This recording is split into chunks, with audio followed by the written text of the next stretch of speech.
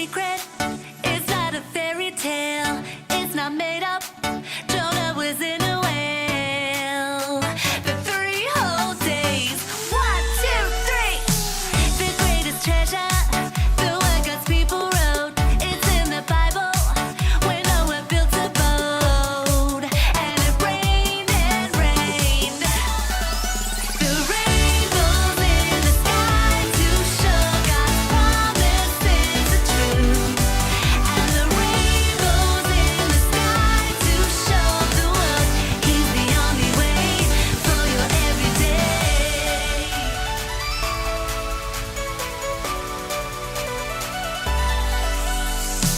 The greatest treasure, the word God's people wrote. It's in the Bible. When Noah built a boat, and it rained and rained. The rainbows in the sky to show God's promises are true. And the rainbows in the sky to show the world He's the only way. The rainbows in the sky to show God's promises are true. And the rainbows in the sky to show the world He's the only way for your everyday. The rainbows in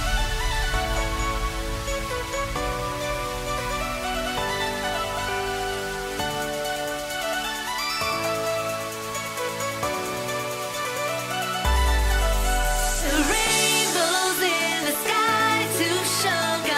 promises are true.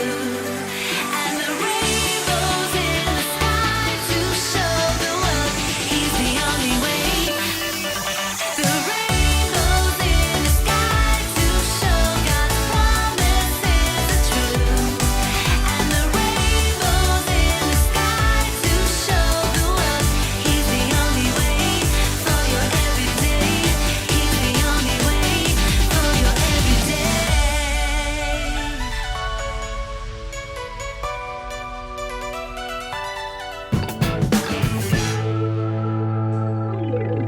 Hi children! Today we're going to look at a parable and try to understand its meaning for us. So there was a man who came up to Jesus and asked, "Teacher, what must I do to have eternal life?" And so Jesus asked him, "What have you read and understood from the scriptures?" And he answered correctly that we are to love God and to love our neighbor. Then he asked Jesus, "And who is my neighbor?" So Jesus answered with the parable of the Good Samaritan. A man was going down from Jerusalem to Jericho and fell into the hands of robbers. "Give us all your money." The robbers stole everything he had, beat him up, and went away, leaving him half dead. Oh, it hurts. Now, by chance, a priest was going down that road, and when he saw him, he passed by on the other side. Likewise, a Levite, when he came to the place and saw him, he also passed by on the other side. But a Samaritan, when traveling, came near him, and when he saw him, he was moved with pity. "Oh, what happened to you? Are you all right?" He went to him and bandaged his wound. "Come, let me help you." "It hurts." Then he put him on his own transportation.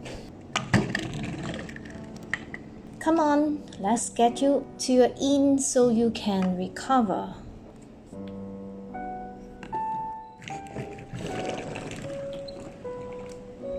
The Samaritan took him to an inn to take care of him.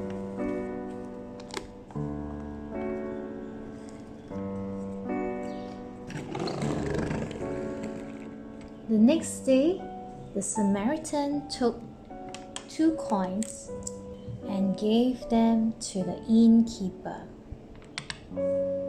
Here's the money. Take care of him, and when I come back, I will repay you whatever more you spend. I certainly will. So we can look at these 3 main characters. The priests. So the priest's job was to make offerings for the people at the temple, to purify them and help them to receive forgiveness for their sins. And for the Levites, they were the priestly tribe of Israel. And just like the priests, they also work in the temple on behalf of the Jewish people. It is likely that the priest and the Levite did not want to go near the victim because he looked dead, and to touch a dead body will require them to have a ritual washing. So now let's come to the Samaritan. So who are the Samaritan? The Samaritans were descendants of the northern tribes of Israel. Because of something that happened way in the past, the Jews during that time, they were not friends with the Samaritans. So of these 3, in this story, it was the Samaritan who showed pity on the victim, and therefore he's the one who we will call the neighbor. And Jesus used this story to explain the unlimited nature of love, that our neighbor is not just someone within our community.